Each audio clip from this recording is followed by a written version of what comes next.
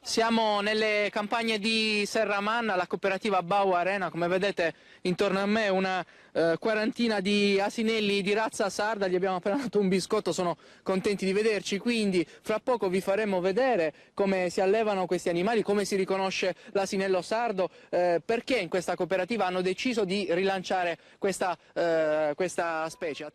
Eccoci di nuovo, siamo tra asinelli di razza sarda, siamo in una cooperativa nelle campagne di Serramanna. Alberto Pinna e Rossana Maras sono due soci di questa cooperativa.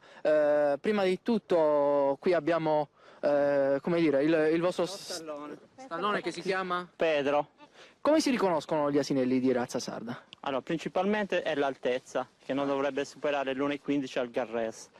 Poi ci sono varie caratteristiche, le zebrature delle orecchie, la croce murina zebrata, diciamo, che hanno nella schiena, e varie anche zebrature sulle gambe e sul dorso.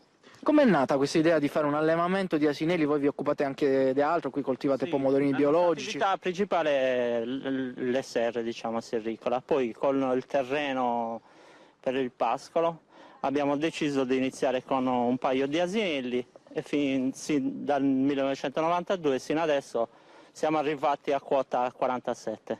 47. Cosa fate con questi asinelli? Avete vari progetti, qualcuno lo state portando avanti? Sì, vorremmo, diciamo, valorizzarlo per le attività che potrebbero essere svolte adesso. Prima venivano usate per lavoro, adesso magari possono essere usati come animali domestici, perché comunque sono docili e si prestano anche a queste attività e anche sulla terapia con bambini disabili o con vari problemi. È facile allevare gli asinelli? Cioè, quali sono i problemi principali? Sì, sono abbastanza frugali, rustici, si accontentano di poco. L'importante è che abbiano del pascolo e dell'avena fresca, secca, diciamo, per integrare il mangiare. Una delle vostre attività è quella di certificare, no, la razza di questi asinelli e poi anche di venderla, quindi di diffondere la razza. Allora, la nostra, diciamo, è la prima stazione di monte certificata in Sardegna, perché adesso c'è obbligatorietà della genealogia sia del padre che della madre, e quindi da quest'anno abbiamo la stazione di monte. Ecco, per ora è tutto, tra poco parleremo meglio dei progetti che questa cooperativa sta cercando di portare avanti. Per ora...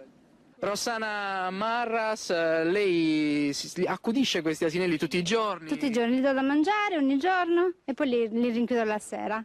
Come sono questi asinelli? Sono docili? Si dice che l'asino sia un animale testardo, è così? L'asino sardo di più, no? Non è testardo, lui si è accudito bene, ti è riconoscente, si ricorda, ha un'ottima memoria. Ecco. Io li coccolo tutti questi, tutti i giorni. Ecco, quindi si crea anche un rapporto con questi animali che sono dolcissimi.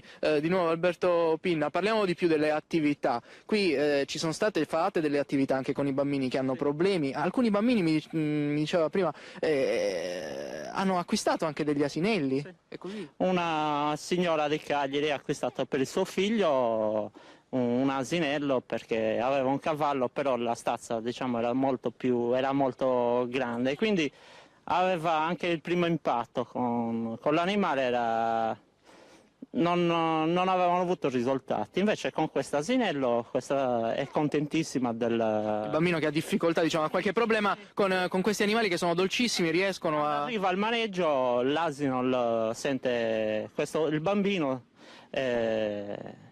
la riconosce, quindi il bambino è contento e poi anche solo con carezze, come vede, come ce l'ho io, dà riconoscenza, è affettuoso. Voi state provando anche a allevare un altro tipo di razza che è quella degli asinelli dell'asinare, così? Sì. Che sono bianchi, diciamo. Sì, però c'è difficoltà perché prima sono rari e poi il costo per l'acquisto, diciamo, è elevato, giustamente, anche magari perché è una razza rara. È importante, come dire, curare queste razze che magari in Sardegna hanno significato un tempo per il lavoro, ma oggi anche per la cultura è importante portare avanti Possono essere usati anche come animale domestico. Uno ha un terreno e lo accudisce e dà affetto come il cane, anzi, forse anche troppo troppo noiosa a volte. È molto affettuoso.